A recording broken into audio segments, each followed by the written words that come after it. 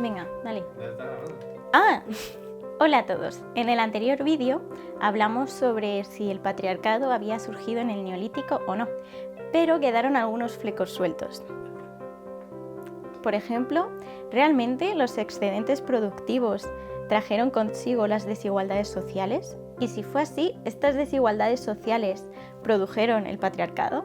¿Había realmente un reparto desigual de las tareas? Así que bueno, vamos a intentar resolver todas estas dudas a través de los restos óseos de algunos yacimientos. Y para ello nos van a acompañar hoy dos compañeros especialistas en estos temas. Clara Serna-Alberola es historiadora y arqueóloga y está especializada en arqueología funeraria y forense. Actualmente forma parte del equipo del Laboratorio de Arqueología Forense de la Universidad Autónoma de Madrid. Y a Yared Carballo Pérez, que es investigador predoctoral FPU en el Departamento de Geografía e Historia de la Universidad de La Laguna. ¡Hola! Hola, ¿qué tal? ¿Qué tal? Bien, muchas gracias por estar aquí. Nada, a ti por invitarme. Había que contar con una profesional de esto. Bueno, poco a poco. Bueno, yo ya he introducido el vídeo un poco, ¿vale? Entonces, como tú también sabes de qué va esto, a ver, cuéntanos un poco para empezar, ¿qué es esto de los marcadores de estrés o de desgaste y cómo los identificáis en los huesos? Bueno, a ver, te cuento. A lo largo de nuestra vida, pues cuando hacemos actividades, esas tienen repercusión en los huesos. Por ejemplo, si nos agachamos, corremos, levantamos peso. Si hacemos eso un día, pues no pasa nada. Pero si a lo largo de toda nuestra vida, de mucho tiempo, lo repetimos muchas veces, es cuando realmente se empieza a marcar en los huesos, ¿vale? Estas series de marcas se llaman o de desgaste o de estrés, ¿vale? El hueso sufre, ¿vale? ¿Cómo las podemos ver? Pues nosotros las vamos conociendo a lo largo de la experiencia de ir viéndolas muchas veces. La mayoría de ellas pues suelen ser marcas de artritis, ¿vale? Que se puede ver o que el hueso está muy pulido o que le pueden aparecer como una especie de hueso extra en los bordes que se llaman osteofitos, ¿vale? Esas son marcas de artritis. También aparecen en las vértebras, en la espalda, ¿vale? En la columna vertebral aparecen también estas marcas que en los bordes del cuerpo, ¿vale? O también dentro del propio cuerpo aparecen con una especie de agujeritos, ¿vale? Que también son signos de haber sufrido mucho esa espalda. También aparecen en los dientes, en huesos largos de brazos y piernas, etc., ¿vale? Normalmente suelen ser marcas de o compresión o que han sufrido mucho estrés a lo largo de su vida. Entonces, si por ejemplo una persona se ha dedicado toda su vida o gran parte de ella a moler grano, ¿no? Que tienes que estar arrodillado y tal, ¿qué daños podríamos ver y en qué zonas del cuerpo las veríamos? Vale, pues a ver, si estamos mucho tiempo arrodillados, lo que más va a sufrir es las rodillas, sobre todo, espalda y los pies, ya que cuando estamos mucho tiempo agachados, los dedos de los pies al apoyarse se van doblando y se deforman, ¿vale? No es una postura normal de los dedos de los pies. Tenemos un yacimiento en Siria que se llama Abu Jureya. Podemos ver los cambios que pasan los habitantes a raíz de introducir la agricultura y la ganadería. Y vamos a hablar concretamente de los esqueletos femeninos. Estos esqueletos, ¿vale? Neolíticos, de época neolítica, aparecieron muchos con marcas de artritis en rodillas, espalda y en los pies. Los dedos de los pies los tenían deformados, ¿vale? Entonces se achacó a que estas deformaciones, estas marcas, se pueden haber causado por haber estado agachadas durante mucho tiempo. Como en ese mismo yacimiento se han encontrado gran cantidad de objetos de molienda de grano, entonces se ha supuesto que estos esqueletos femeninos eran mujeres dedicadas a moler grano. Entiendo que otras tareas también podrían identificarse, ¿no? A través de los restos óseos. Sí, o sea, todas las tareas a largo plazo tienen alguna repercusión, ¿vale? Por ejemplo, vamos a pasar ahora a Chipre, ¿vale? Hay una serie de yacimientos neolíticos en esta isla en los que han aparecido individuos muy interesantes con unas marcas de estrés que pueden relacionarse con las actividades que hacían. En uno de ellos, que se llama Sotira Tepes, creo que se pronuncia así, no lo tengo muy claro, pero se han encontrado un individuo, ¿vale? Que es el individuo 11, es un cráneo femenino, ¿vale? De mujer, que aparece con unas marcas en los dientes, unas marcas horizontales. Al principio se creía que eran marcas que se han provocado por masticar, ¿vale? Pero esas marcas tan horizontales no se han producido por eso, sino que realmente es por haber usado los dientes como herramienta. O sea, ¿qué podía haber causado eso? En esta isla, en Chipre, ¿vale? Se fabrican desde el Neolítico hasta el siglo XX unas cestas que se llaman testoi, ¿vale? Esas cestas están hechas con tallos o hojas vegetales, ¿vale? Y hay que cortarlas. Y a falta de herramientas, pues los dientes suelen ser como el instinto de que no tienes unas tijeras y con qué cortas todo, pues con los dientes. Incluso hoy estamos todo el rato con los dientes. El corte con los dientes, ¿vale? Esto no solo es en Chipre y es en las cestas, sino que actualmente se puede ver que cualquier persona que se dedique a coser o zapatería ya tiene las mismas marcas de dientes por usarlos como herramientas. Luego también tenemos en Chipre, ¿vale?, otro yacimiento que se llama Erimi Paumbula, en el que encontramos otro individuo, que es el individuo Do. En este caso es un hombre, con unas marcas muy fuertes en la parte superior, ¿vale?, donde se insertan los músculos, concretamente bíceps y deltoides, ¿vale?, no se lo tenéis aquí arriba. ¿Qué pasa? Estas marcas se ocasionan no porque se haya hecho daño, sino porque ha tenido que usar los brazos a lo largo de su vida para levantar mucho peso, ¿vale? Entonces seguramente este hombre se dedicaría pues a cazar, se dedicaría al uso de armas, porque esas marcas requieren que tenga unos brazos muy fuertes. El músculo al final se engancha en el hueso, entonces cuanto más fuerte es ese músculo, ¿vale?, cuanto más lo desarrollemos, más fuerte van a ser esas marcas que se muestran en los huesos, en este caso en el brazo. Entonces, hilando un poco con el último vídeo que subí, ¿tú crees que hay realmente una diferenciación ya en el Neolítico? Vale, a ver, yo creo que es muy complicado de saber, porque al final generalizar nunca es bueno. Está claro que no hay actividades que se dediquen exclusivamente a hombres o exclusivamente a mujeres. Los huesos lo que nos cuentan son unas marcas que lo que hace es que nos cuentan una información y luego ya es a raíz, hay que saber interpretarla. No podemos entender la vida de hace 5.000 años como la entendemos ahora, porque es imposible. Pero lo que sí que está claro es que al final los huesos no nos mienten. La cosa es que luego hay que interpretarla.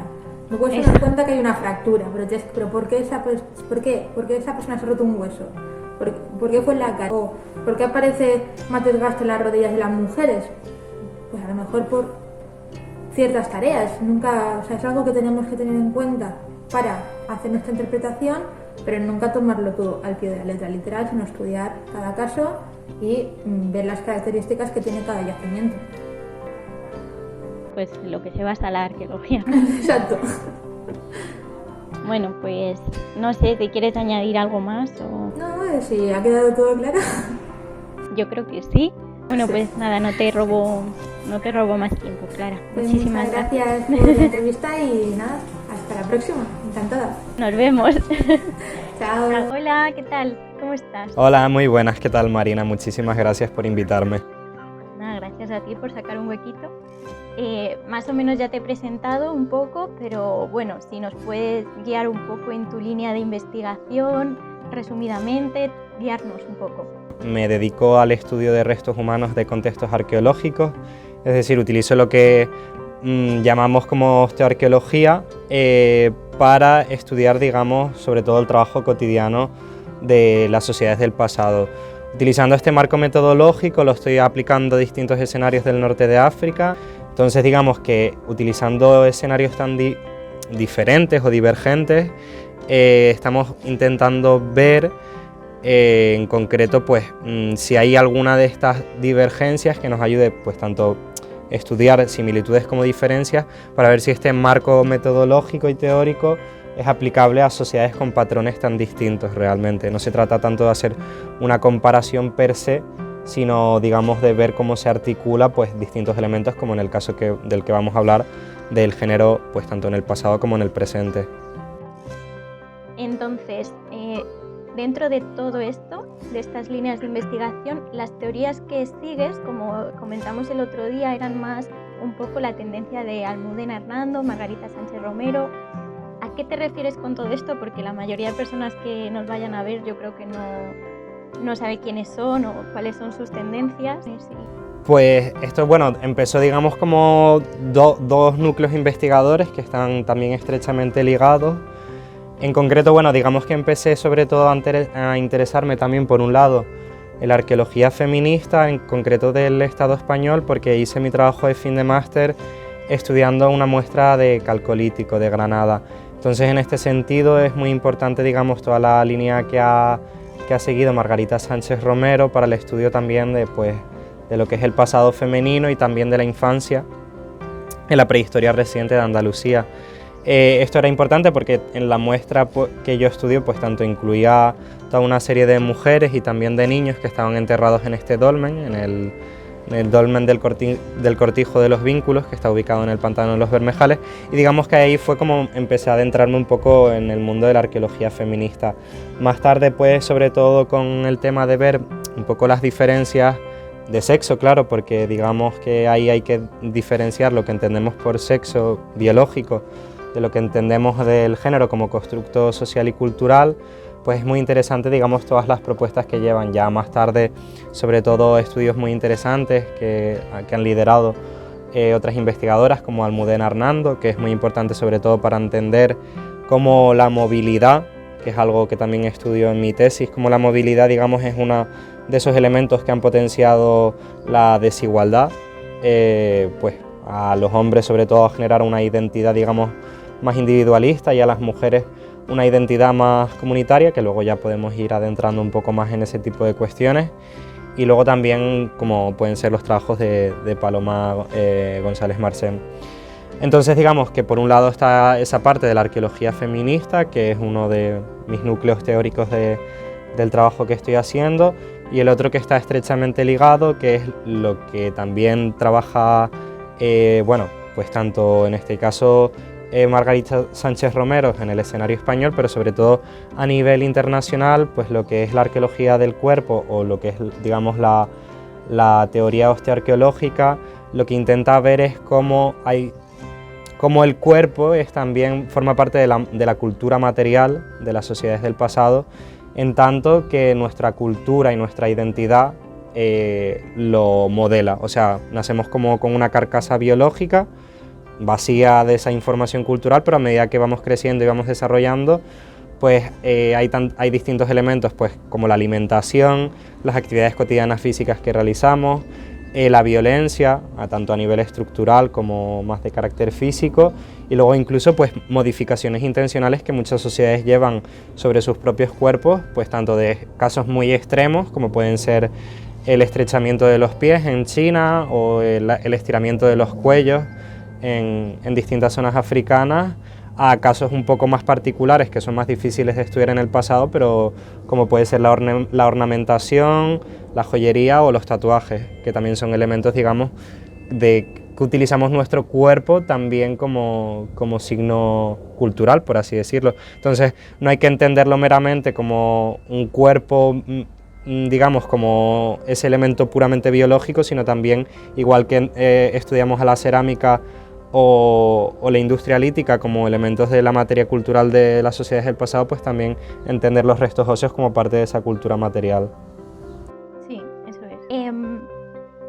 ¿Crees que había realmente, según todo lo que tú has estudiado y tal, hay diferencias en el Neolítico ya respecto al Paleolítico en cuanto al papel de la mujer?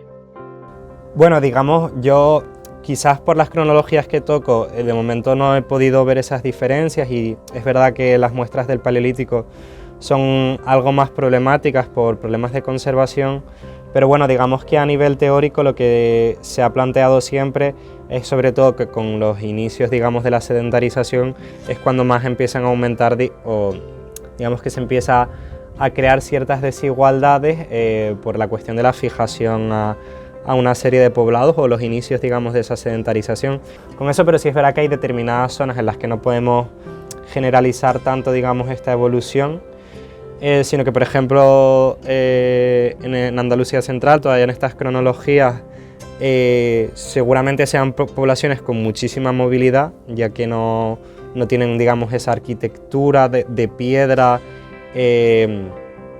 tan característica, digamos, como está en esas mismas cronologías para otras sociedades coetáneas, con lo cual también se ha planteado que posiblemente haya una mayor complementariedad de tareas, que es lo que, digamos, Margarita defiende más. No tanto, digamos, una división sexual del trabajo efectiva, que es algo que a lo mejor ya se puede ver en sociedades posteriores, sino más bien de que hay una serie de tareas complementarias en las que, bueno, digamos que los hombres quizás se están encargando pues también de muchas de los elementos relacionados con actividades pastoriles y de recolección seguramente, y bueno, digamos que lo que se está intentando poner en valor, a pesar de que quizás las mujeres tengan una movilidad ligeramente más reducida, lo cual ahí entran pues distintos elementos como son pues tanto la maternidad, que hay un periodo del año en el que, queramos o no, tienen que estar de cierta manera más fijadas al territorio, aunque también digamos, se han estudiado otras sociedades en Perú y en China en las que, a pesar de que hay maternidad o socialización de los infantes, eso no afecta a las movilidades de las mujeres, pero tradicionalmente sí que se ha visto que tiene su cierta influencia, ¿no? Y digamos que lo que también se está evaluando es lo que ya hemos comentado del tema de las actividades de mantenimiento, ¿no? Como un elemento de motor histórico, porque es algo indispensable para que pueda continuar la vida cotidiana de la comunidad, y que en este caso seguramente la mujer tendría una cierta importancia, y eso también se ve en que son, digamos, los grupos femeninos tienen como un mayor patrón de movilidad, digamos, no de movilidad, pero de destreza manual, digamos, en los músculos relacionados con las manos. Y cuando estabas hablando de lo de la movilidad del hombre, ¿no? Que en general tiene mayor movilidad, ¿te refieres, nos puedes explicar algún caso concreto? ¿Te refieres a que al ser pastores estaban en continuo movimiento o hay algún caso concreto? Pues al menos de los contextos que yo he podido estudiar y que también, digamos, entra en lo que se ve generalmente, aquí también hay que tener en cuenta siempre que en estas diferencias también juega un papel muy importante todo lo que viene siendo la cuestión hormonal, que digamos que la biología de ahí también hay que tenerla en cuenta, pero sí es verdad que normalmente lo que se suele ver más es que los hombres tienen un mayor nivel de movilidad en la mayor parte de sociedades. En el caso, por ejemplo, de Canarias, sí que se ve como un patrón bastante repetido este tipo de elementos, y se ha interpretado algo que también se ve, digamos, confirmado por las fuentes escritas de aquellos conquistadores, cronistas, que desde luego llegan en el siglo XV con una visión, bueno, una visión androcéntrica. Evidentemente también hay que juzgarla desde ese punto, pero bueno, lo que dicen es que los hombres normalmente, en caso de, por ejemplo, de La Gomera, son los que normalmente se dedicaban a la ganadería. Entonces, digamos que no solo tenemos ese elemento, digamos, de fuentes escritas que nos apoya lo que estamos viendo en las evidencias arqueológicas, sino que también los estudios etnoarqueológicos nos ayudan bastante en ese sentido. Si bien eso no quiere decir que haya una división sexual del trabajo, porque también lo que estamos viendo en este tipo de casos es que para muchas tareas, como puede ser la recolección marina o la recolección terrestre, pues tanto las mujeres como los hombres, sobre todo en zonas de costa, están colaborando en este tipo de tareas, y también se puede ver en el registro óseo. Y digamos que esto, poniéndolo en conexión con las teorías feministas, según plantea Almudena Hernando, la movilidad es, digamos, lo que genera en cierta manera, o esa diferencia que se empieza a ver a partir de la prehistoria, en que los hombres, al estar teniendo una movilidad más alta, tienen que llevar a cabo un mayor número de decisiones y por tanto a largo plazo terminan generando una especie de identidad individualista, por así decirlo, mientras que las mujeres, al tener que permanecer, a pesar de que están colaborando también con el resto de tareas y están participando en lo que vienen siendo la mayor parte de labores económicas, sí es verdad que al pasar más tiempo en el poblado, en un entorno comunitario, digamos, pues lo que plantea Almudena Hernando es que estén desarrollando una identidad, digamos, más colectiva, que al final es complementaria, porque evidentemente los hombres necesitan que las mujeres estén apoyando desde el poblado con este tipo de labores, igual que las mujeres necesitan que los hombres sigan paseando al ganado y haciendo el resto de estrategias, pero que llegado a un cierto momento, digamos, se termina generando una especie de división sexual y al final con esa identidad tan individual por parte de los hombres se termina perpetuando, digamos, en lo que ya conocemos que es el patriarcado. ¿Qué crees que aportan los estudios óseos a estas investigaciones Yo creo que la mayor aportación de lo que hemos visto sobre todo es ver que hay unas tareas desiguales a nivel de actividad cotidiana, que ya es lo que hemos comentado, pero también digamos que hay toda una serie de una violencia estructural que se lleva a cabo por distintos núcleos, que al final es el de este tipo de prácticas desiguales que ponen en riesgo la propia vida de las mujeres, que no solo tienen que hacer, digamos, hacerse cargo de toda una serie de tareas productivas y reproductivas que ponen en riesgo su vida, ya sabemos, a partir de los partos, sino que además hay un acceso desigual muchas veces, en muchas ocasiones, a los recursos, y esto es algo que también se puede ver a través de la dieta, y es que los hombres tienen en principio un mejor acceso a los productos cárnicos, que es lo que se ha visto para muchas de las sociedades del pasado, y al final esto también termina generando, cara a la maternidad, pues toda una serie de anemias, de problemas que se ve a nivel de patologías también, y ya incluso digamos, en una serie de violencia física que no solo se ejecuta de hombres hacia mujeres, sino también entre mujeres. O sea, se ha visto, por ejemplo, en algunos casos, lo que se plantea es que hay un patrón de violencia diferencial, en que, por ejemplo, los hombres se atacan de forma frontal, mientras que la mayor parte de traumas en mujeres se ven de forma lateral, y sobre todo en mujeres jóvenes. Entonces lo que se ha planteado es que con el tema de que muchas veces en sociedades, por ejemplo, como las aborígenes de Canarias, hay una serie de estrategias patrilocales que las fuerza con toda esta exogamia a irse fuera del poblado, pues muchas mujeres jóvenes llegan, se tienen que casar con un hombre que ya tiene otras mujeres, digamos, de edad mayor, y que al final pues la mujer mayor, digamos, que eso también se ve confirmado por las fuentes escritas, realiza como una violencia física contra esas mujeres jóvenes para reafirmar su papel dentro de la comunidad. Entonces, en ese sentido, yo creo que es importante remarcar que a pesar de que hay una violencia intragénero, al final todas las mujeres están sometidas bajo un mismo yugo, que es el del patriarcado.